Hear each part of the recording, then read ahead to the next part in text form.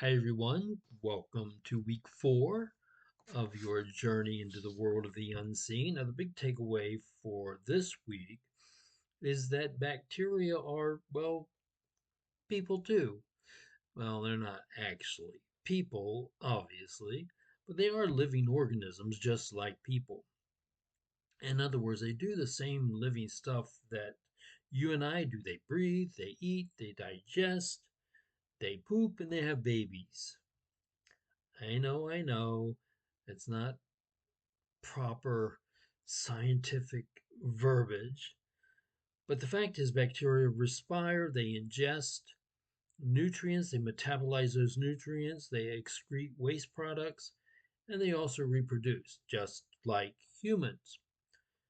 So, did I say bacteria have babies? That's right, bacteria have bacteria babies. Sounds weird when I put it like that, I know. The point is, in order to do all that living stuff, bacteria need genes, well, just like you and I. Now, bacteria carry their genes on a single circular chromosome. You and I humans have 23. Okay, two pairs of 23, total of 46 linear chromosomes. And so this week we take a look at bacterial genetics, and we'll examine how bacteria can transfer characteristics like, for example, antibiotic resistance to their offspring. We actually call their offspring progeny.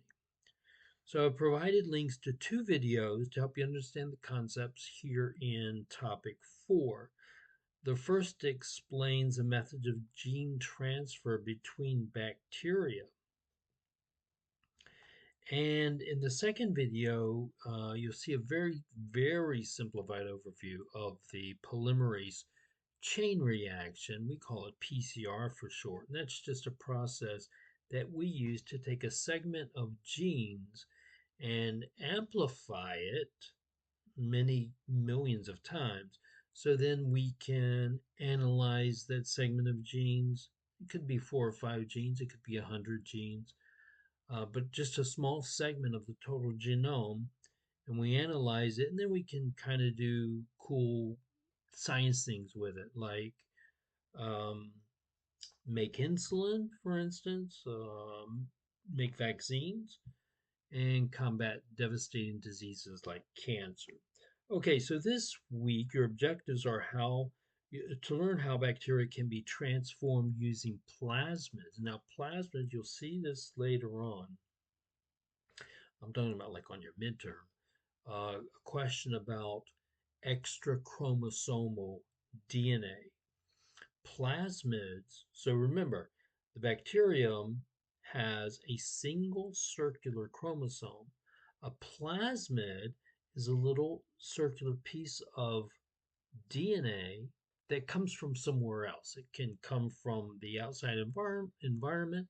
It can come by way of a bacteriophage, but it's called a plasmid. And that's just a little circular piece of DNA that is outside of extra chromosomal, outside of the normal chromosome, the bacterial chromosome. Okay, it's called a plasmid.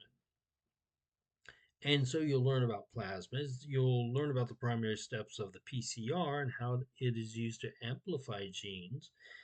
And after we amplify genes using PCR, then we have to inject that substance, those genes, into an agar type of gel, not unlike what you used in your activities last week, that sort of gelatin, sort of rubbery, kind of soft rubbery kind of stuff.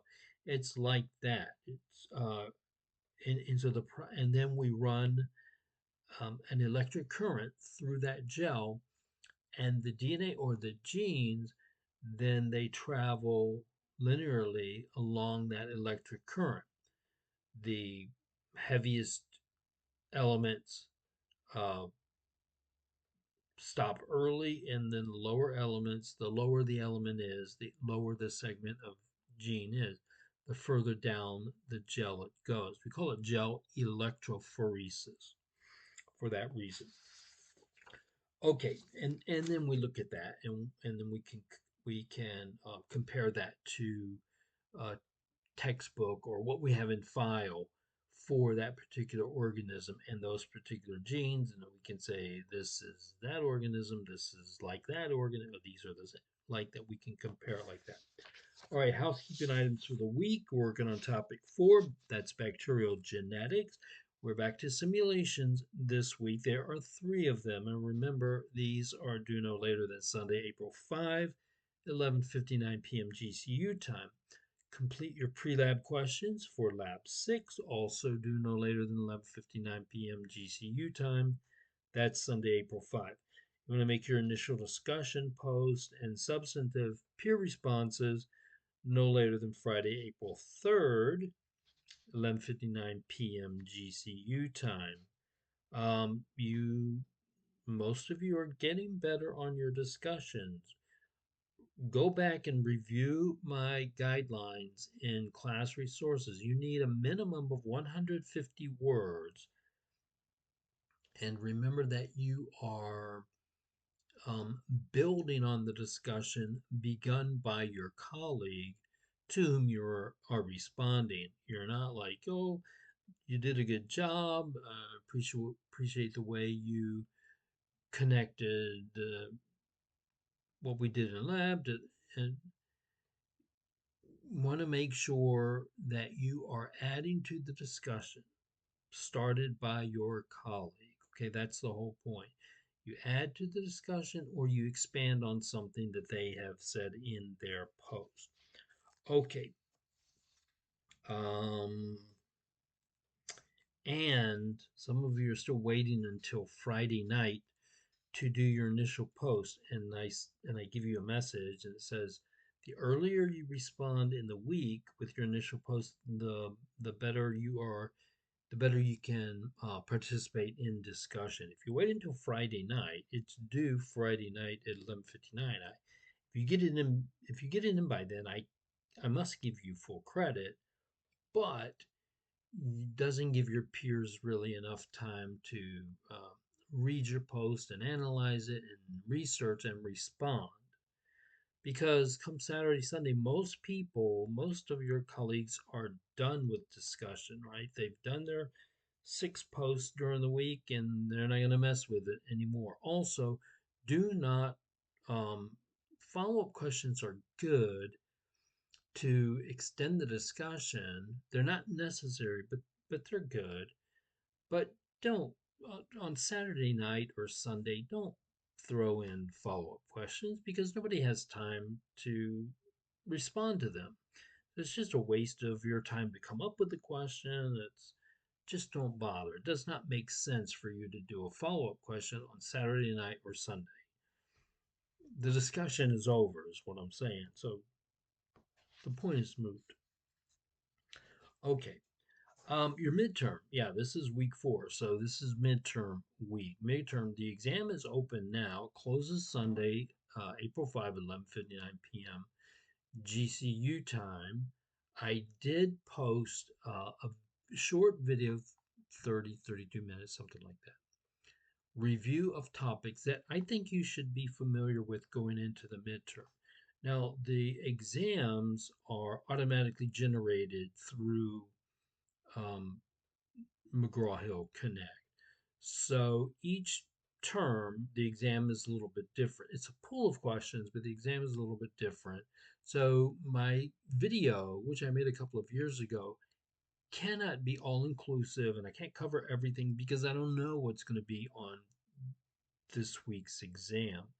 But what I did is I shot a short video of the most probable, the most common uh, items, the most common topics that you have seen, that you have covered, that you've been exposed to over the last few weeks, like Herbie Bauer and zones of inhibition and the streak plate and how to differentiate gram-positive from gram-negative bacteria and those kinds of basic things, basic shapes of bacteria, coccus, bacillus, spirochete, those kind of basic things is what you should be familiar with going into the midterm this week. And so I did a little video on those particular important topics, prevalent topics. So check it out. The midterm is worth 150 points. That video is in class resources. The midterm is worth 150 points, completed online. It is proctored, so you can't use notes or textbook or use Google or anything like that. And yeah, pay particular attention to due dates on all of your assignments. Proper credit can only be given for complete and timely submissions. I will be grading your Kirby Bauer and your streak plate assignments this week. Some of you have been extended already. I realize that receiving your kit time wise, it may not have been advantageous for you, or if you need additional time for incubating, you know, that the timing for those exercises is completely flexible. So just let me know what's going on with you. If you need additional time and I can extend you, that's not a problem, okay? But you have to let me know, right? I don't know what's going on in your end of the woods. So you have to let me know what's going on. Otherwise, I'll grade what's there, and that's the grade that you get. And if there's nothing there and you haven't contacted me, then you get a 0, and that's the way it is. Some of you have mentioned the items in Connect. You're not last week. You don't do anything in Connect for last week. It's all practical activities that you do with the lab kit, and there's only two of them: the streak plate and the Kirby Bauer. Okay, you don't do anything in Connect. You don't do any of those assignments. Right, only those two practical assignments. That's what you're being graded on. Um, that's what you did last week, and that's what I'll be grading this week. I'll update your grade books as soon as I grade yours. And that's all. You have any questions or concerns along the way? Let me know. Have a great rest of the week.